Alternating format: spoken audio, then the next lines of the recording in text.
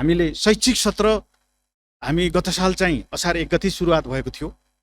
जनक शिक्षासित पनि हामी बस्यौँ, परीक्षा बोर्डसँग पनि हामी बस्यौँ र 1 महिना पहिले शैक्षिक सत्र हामीले सुरु गरौँ, शैक्षिक सत्र तलमाथि हुन नदिनुको निम्ति भनेर ग्रेडिङ सिस्टम सहित। ग्रेडिङ सिस्टम पनि शैक्षिक सत्र सुरुवात हुने प्रसङ्गसँगै विद्यार्थीहरूले को सिकाइ प्रक्रियाको मापन गर्ने विधि के त भन्दा ग्रेडिङ हो। त्यो ग्रेडिङ पनि हामीले यसै वर्षदेखि हामीले लागू गरेर शैक्षिक सत्र शैक्षिक क्यालेन्डरलाई हामीले नियमित गर्नुपर्छ भनेर हामीले सुरुवात गरेको कुरा माननीयज्यूहरूलाई म प्रश्न पार्न चाहन्छु। र यही अनुरूप चाहिँ कोभिड-19 का कारण शैक्षिक सत्र 78 विद्यालय लामो समय बन्द रहेको र विद्यार्थीको पढाइमा पुगेको क्षति कम गरी उक्त सत्रमा हुनुपर्ने पढाइलाई पुरा गर्न शैक्षिक सत्र असारको पहिलो साता हुने भनिएको र सोही अनुसार सफाई पूर्व तयारी भएको अवस्थामा सरकारबाट जेठ 1 गते शैक्षिक सत्र सुरु गर्ने निर्णय हुँदा 1 महिना अघि शैक्षिक सत्र भएको कुरा यहाँहरूलाई अवगत नै छ। यसै अवस्थामा कागज आपूर्तिमा केही कमी भएको कुरा, मलको कुरा त हाम्रो पूर्व मन्त्रीले पनि राख्नुभयो, माननीयज्यूले तथ्य पनि बुझ्न सक्नुहुन्छ। झन्डै 2 हप्ता हामी कहाँ सर्टिफाइड भएको कागज क्वालिटीको चाहिन्छ र हामी कहाँ पुस्तक छाप्नुको निम्ति प्रस्तावित भएर सर्टिफाइड भएको कागज चाहिँ हामीले अन्तर्राष्ट्रिय बजारबाट ल्याउनुपर्छ। सहज आपूर्ति चाहिँ हुन सकेन। म आफै पनि 5 पटक जनशिक्षामा पुगेको छु।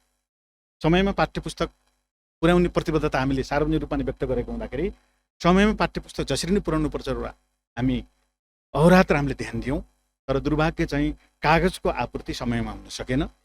निर्वाचन आयोगले निर्णय गरेको चुनावमा जनशिक्षा सामग्रीका कर्मचारीहरू पनि चुनावमा जानुपर्ने बाध्यात्मक स्थिति भयो। त्यसले गर्दाखेरि सहजतापूर्वक 15 दिन चाहिँ पाठ्य सामग्री पुर्याउने कुरा ढिलो भएको कुरा म यहाँहरूलाई जानकारी गराउन चाहन्छु। हामीले शिक्षामा 3वटा सुधारका कुराहरू अगाडि बढाएका छौँ। शैक्षिक सुधार, खास गरी शिक्षण सिकाइसित सम्बन्धित शिक्षालाई गुणस्तरीय क्वालिटी एजुकेसनको कुरालाई बढी महत्त्व दिएर हामी उठाएका छौँ र शिक्षा मन्त्रालयलाई कतिपय अन्तर्राष्ट्रिय निकायहरूले बोलाएका कतिपय त्यस प्रकारका सम्मेलनहरूमा कार्यक्रमहरूमा पनि नेपालको क्वालिटीको शिक्षाको बारेमा हाम्रो तर्फबाट गम्भीर प्रकारको प्रतिनिधित्व हुँदै हामीले हाम्रा विषयहरू राखेका छौँ।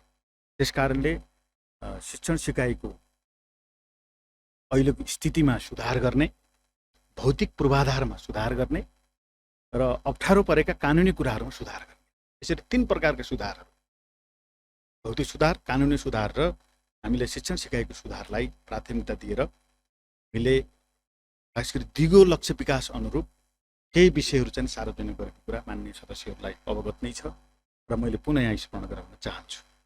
यसैसित सम्बन्धित रहेर बजेटको आकारको विषयमा माननीयले जुन कुरा उठाउनु भएको छ म खुसी प्रकट गर्न चाहन्छु, किनभने म आफै बजेटको छलफल चल्ने बेलामा हामीलाई पनि अर्थ मन्त्रालयको तर्फबाट आमन्त्रण गरिएको थियो। हामीले प्रश्न राख्यौँ।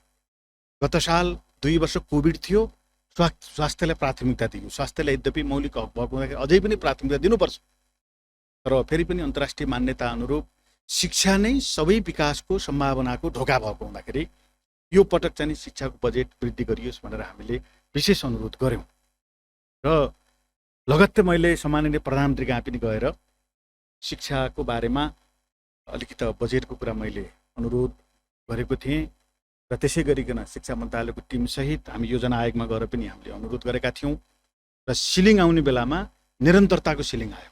हामीले आपत्ति प्रकट गऱ्यौँ र गत सालभन्दा घट्ने प्रकृतिको सिलिङ हामीले प्राप्त गरिसकेपछि हामीले आपत्ति प्रकट गऱ्यौँ। फेरि त्यही प्रकारको लबिङ गऱ्यौँ र शिक्षाको बजेट घटेन, थोरै प्रतिशत भए पनि बढ्यो। अब यहाँहरूले 20% किन भएन भनेर मान्यहरूले हिजो उठाउनु भएको छ।